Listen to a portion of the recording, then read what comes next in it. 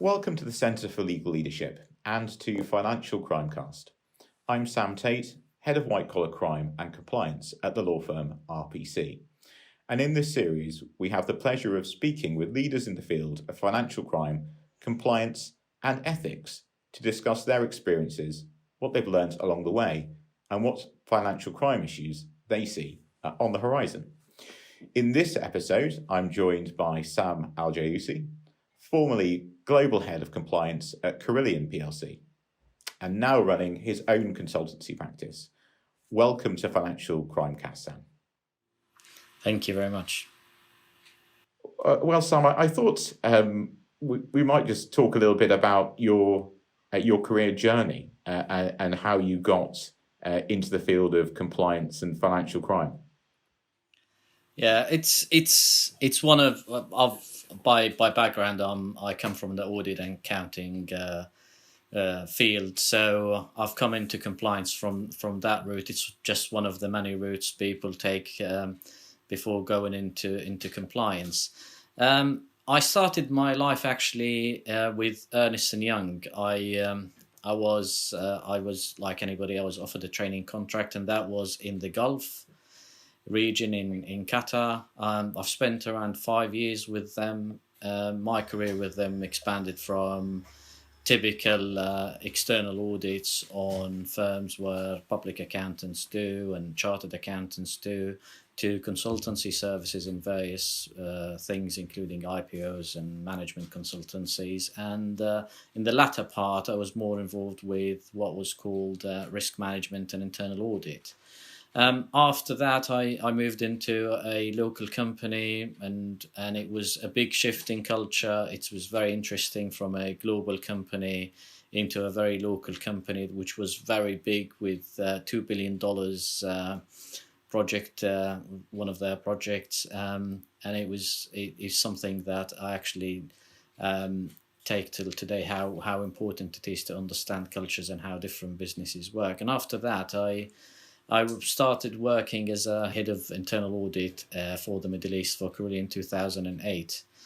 At that time, the world was very different to the way it is today. So the business in the Middle East had around 30,000 people, and it operated in 6 countries, and it was expanding in another 6-7 countries. And by the end of 2009, they were planning on having 70,000 people working for them and expanding across various other countries, including India, China, and other parts. The financial crisis hit in 2008, and a year after that, internal audit got outsourced to an external provider. So technically my job was no longer needed. And I was very lucky because of the relationships I've built with the business, and also the fact that the business needed a lot of work done around areas of corporate governance, etc. I was kept on, and basically I was kept on as what was called at the time as a head of systems improvement. And the role I did at the time was around implementation of an ERP system. And while it's doing that, obviously in 2009 there was a huge amount of talk about the bribery bill in the UK. And Carillion being a British business, they were quite worried about it. And as the perception of risk comes mainly from a large part of their business in the Middle East, I was asked to be part of a steering group on dealing with how we're going to respond to the bribery, which was then bribery bill. Very quickly, I became the head of that steering group because of my understanding of not just the region, of understanding of how this worked. And the reason why I've became in charge of the group is actually quite interesting, because a lot of people were focusing on gifts and hospitality in the Middle East and how the culture in the Middle East. And actually, I said, why don't we do an analysis? Because I know that our businesses in the Middle East were actually quite good around that. It was more around how you rejected gifts from suppliers rather than giving out gifts to clients, etc. And when we've done the analysis, we found out that our colleagues in North America were the ones who were spending more than anybody on gifts and hospitality, and because of that sort of finding and because of that challenge, people said, "Oh, okay, you actually understand this more than anybody." So probably we wanted to be ahead of compliance, because the main risks weren't just gifts and hospitality or the perception of that, because that was the focus. It was much larger, as we know today. So I've had that function. I worked in the Middle East as head of compliance for the whole group up until 2013, and then I moved into London to finally take up that role and be with my family. It's been an interesting journey. My responsibility was very wide. It included all the normal ABC stuff that you would have. It also included GDPR, but more recently, I was actually responsible for human rights and risk mitigation, funnily enough, around the Brexit project. As people would know, unfortunately, I didn't manage to finish my project around Brexit because the business has gone into liquidation in the early January in 2018, which was a very sad thing, because I think personally I really had a very good. I've achieved quite a number of things in that business. Around the modern slavery, we were mentioned as part of the Anti-Slavery Commissioner report. We've achieved the Charter Mark. I've actually appeared in an interview in the Sunday Times at the time. We've had the director of the SFO coming into the business and commended our approach to compliance, etc. So 2018, the business folded. I was quite lucky. I got kept on by PwC and the official receiver to help with the wind down of the business and with various other things. And that was an interesting experience itself. I think what people don't realize is how important it is for businesses to continue to perform well and comply with the regulations and laws, because the impact when things go wrong, the impact that it has on people is significant. There were 45,000 people working in that business worldwide, and just going around the office at that point in time in January was just an experience in its own. People always ask me about where do you think the things that you've learned from your experience working in the business, and it's very hard because it's a very complex business operated in across 3-4 continents, and with revenues of over £5.7 billion, I think, in 2016 when it was last reported. I think from my kind of oversight, one of the things I would think about is managing your external providers of internal audit. If you've outsourced internal audit, I think it's very important to have an effective program of internal audit, because I think to have an effective program of internal audit is very valuable for the organization, and even in the compliance function, other functions can use internal audit to understand a bit more about what's really going in the organization.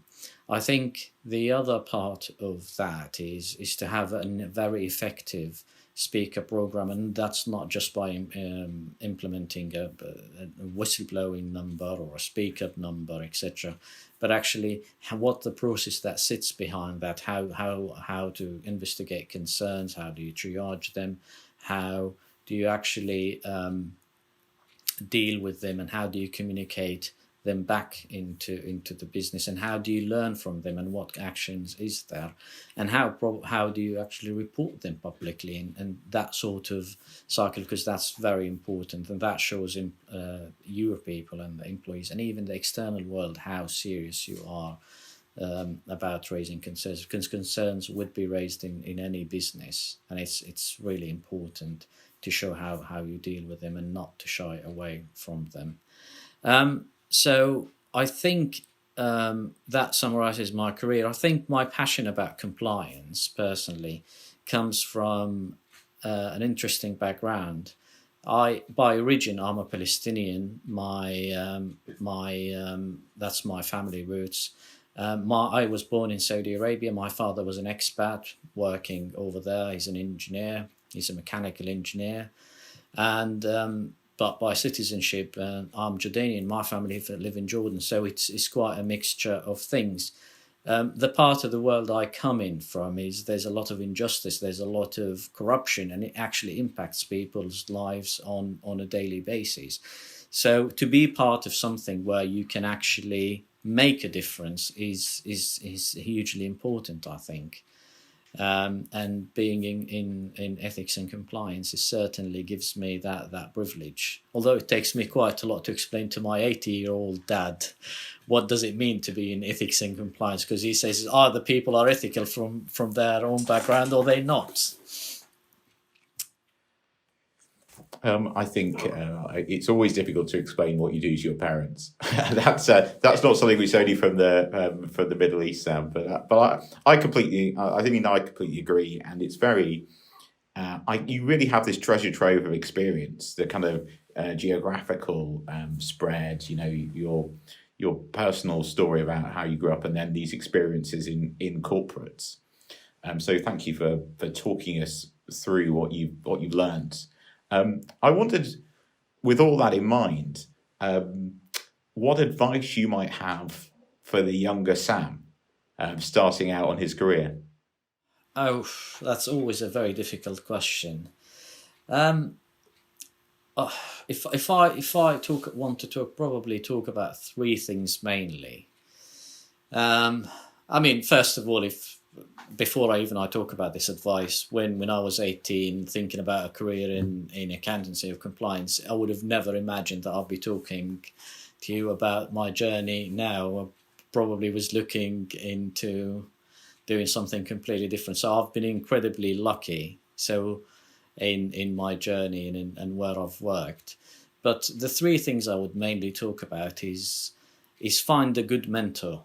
I learned that very late in my career. I think having the right mentor for you in your career is really important. They provide that independent advice. They provide that support that you often need, especially as a chief compliance officer, because it could be a very lonely, isolating profession, and with a lot of pressures from upwards and downwards, because you always have a lot of pressures from the board, you always have pressures from the people who are working under you, etc., and from the business.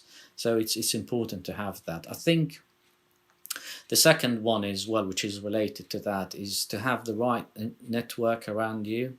And that's important because, and I've also learned that very later in my career, and that's not just around you in the business. A lot of us are sort of insulated within our businesses, and we don't look outside, and you become in a sort of a bubble from a career perspective, from also a professional perspective, and from a personal perspective. It's important to look outside your bubble and understand what actually goes around you.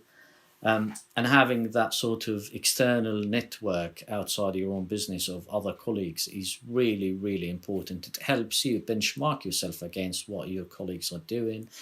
And it sometimes is actually quite gratifying because, actually I'm doing a good job here, because a lot of us in this field think we're not doing enough. It is a tough job. It's a profession that's always emerging. And if you think about it, it's not been here for a long time, unlike other professions like accountancy and accountants and lawyers and auditors, etc. So I think that's another one. The last one, I think, is a lot of us in this profession and in many professions, we're perfectionists. We try and to perfect everything. And sometimes doing that actually is you spend a lot of time and you lose the impact that you actually need, because a lot of what we do is about impact. What impact do you want to see? And following the rule of 80-20, working smart, where you actually have the most impact is important. And with COVID now, and with everything that we are seeing, and businesses struggling, there would be less and less support around. So people, there will always never be enough bodies, and there would never be enough people. It's actually, to have that is absolutely key. Well, thank you, and I'm sure that will resonate with lots of other, global heads of compliance. And there is definitely a lot in there. I wonder if we might now turn to financial crime specifically, or kind of the area of ethics and financial crime more specifically. I would be really interested to know what you thought were the most important current trends. Well, there's so many of them. I think we live in a world now that is so dynamic, and things happen at the speed of light. And, in the recent days, we've heard a lot about cryptocurrency and what it meant after Tesla has invested quite a lot in that. That means the flow of money across regions has become so much easier and so much quicker. And I think that will bring in a huge amount of risk in terms of financial crime generally. And I think it means that businesses and financial institutions have to be a lot smarter about how to deal with these things.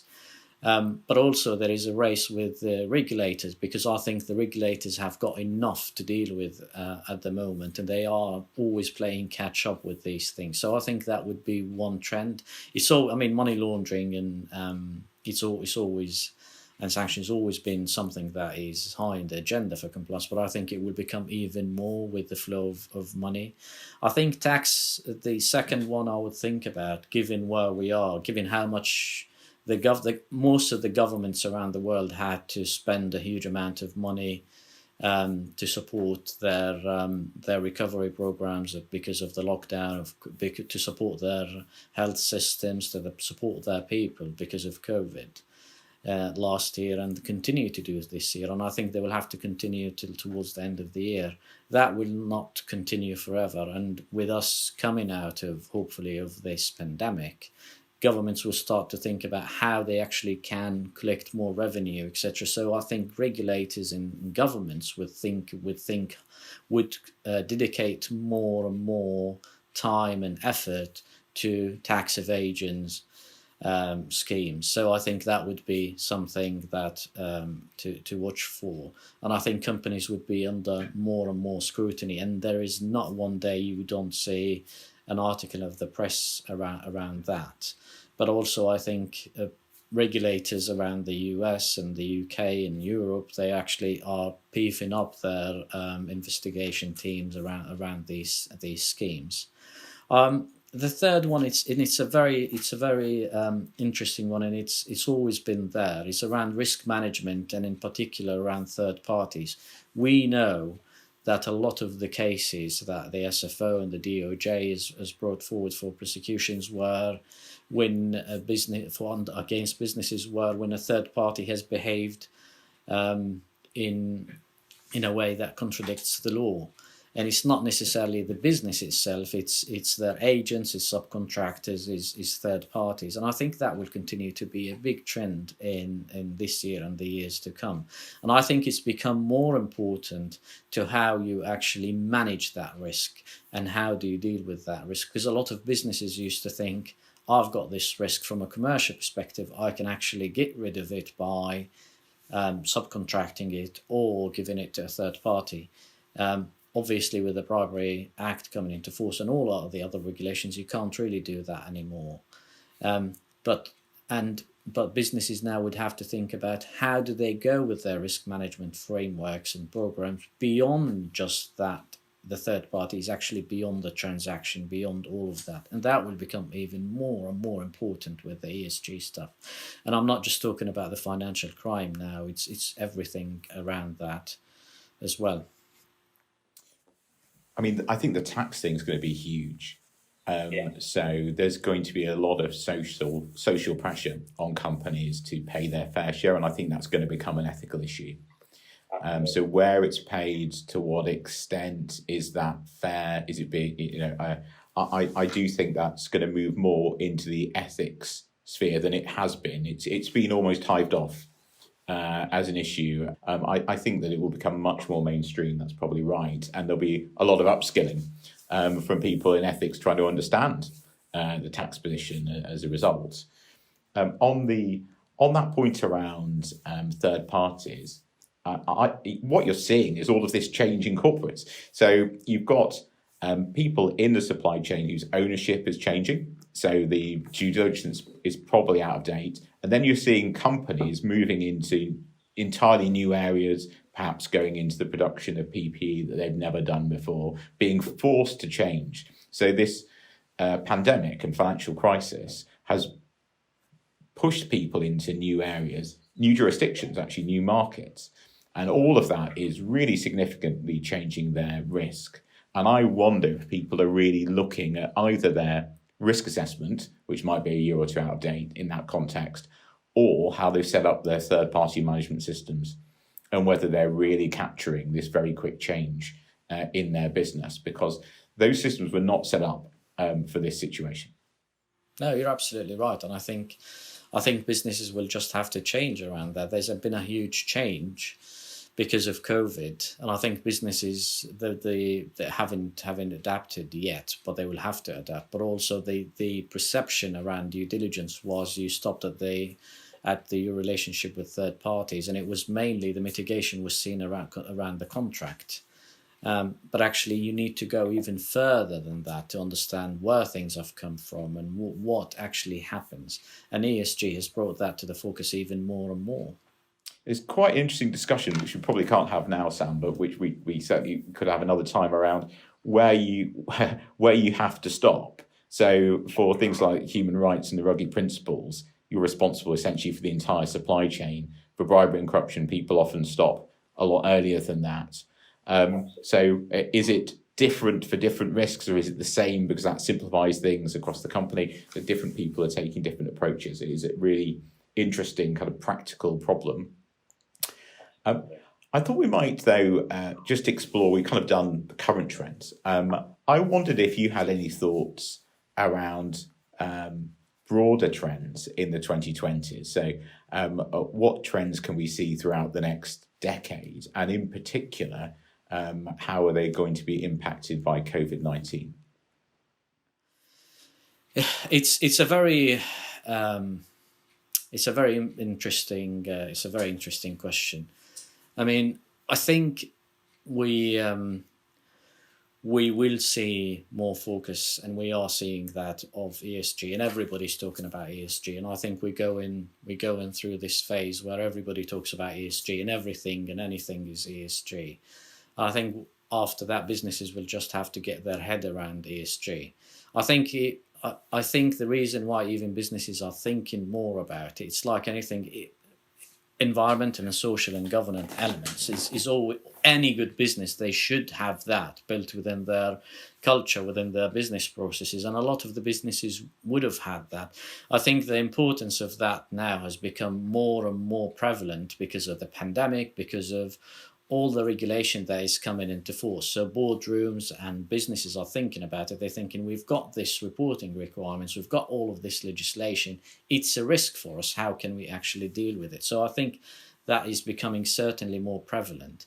I also think, because of what we spoke about, that there is a social pressure on businesses from governments and from society generally, because of what we've seen during COVID, the various things from, the fact that we are under a huge amount of threat because of global warming and the need for decisive action around that, and how businesses should be acting more and how businesses should be doing more.